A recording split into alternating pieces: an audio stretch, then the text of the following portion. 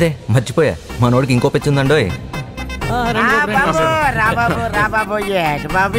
పెళ్లి వెరైటీగా చేయిస్తాను చెప్పి పేట్ల మీద కానిచ్చేస్తున్నా పెట్టి. అంకుల్ వెరైటీ కోసం శోభన గదిలో స్వీట్ల బదులు చింతకాయలు పెడితే అల్లుడికి డౌట్ రాదు?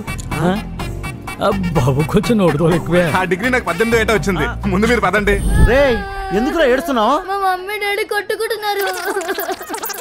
అందులో మీ నాన్నవర్రా? మాస్టారు ఆ విషయం తెలియకే కొట్టుకుంటున్నారు. అమ్మా అమ్మాయిని ఎడం వైపు కూర్చోబెట్టండి. ఏం పంతులు గారు ఎందుకలాగా? అమ్మాయిని ఎడం వైపు అబ్బాయిని కుడివైపు కూర్చోబెట్టడం సాంప్రదాయం తల్లి. సాంప్రదాయం ప్రకారం కాదు, ఇన్కమ్ ప్రకారం. ఎలాగెలాగెలాగా?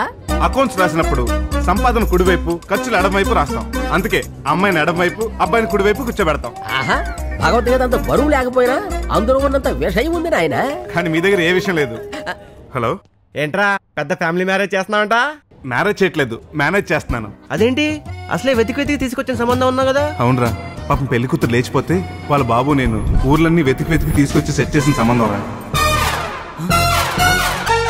బిజినెస్ లో లాస్ అయిందని ఆ అప్పుల్ని కట్టిన డబ్బులతో కవర్ చేసుకుందామని పెళ్లి కొడుకు ఫాదరు, నడతప్పిన కూతురు కడుపు కవర్ చేయడానికి పెళ్లి కూతురు ఫాదరు, వీళ్ళిద్దరు ఈ సీక్రెట్లు మేనేజ్ చేస్తూ నేను మ్యారేజ్ చేస్తున్నాను.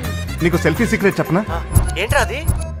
పాపం ఆ పెళ్లి కొడుకు అమ్మాయి గుణవత్ అనుకుంటున్నాడు, గర్భవతిని తెలియదు ఎదవకి.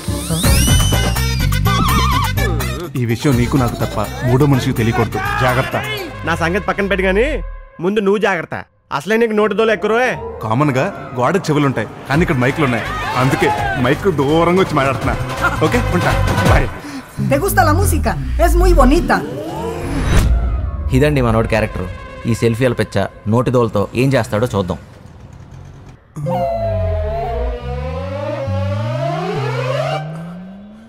డాడీ ఎవడరా నువ్వు? నీ కొడుకుని. నా కొడుకా? ఆనందమా ఆశ్చర్యమా? అనుమానం. మమ్మీని లైన్ లో పెట్టకపోతే మన ఫ్యామిలీకే అవమానం. అంటే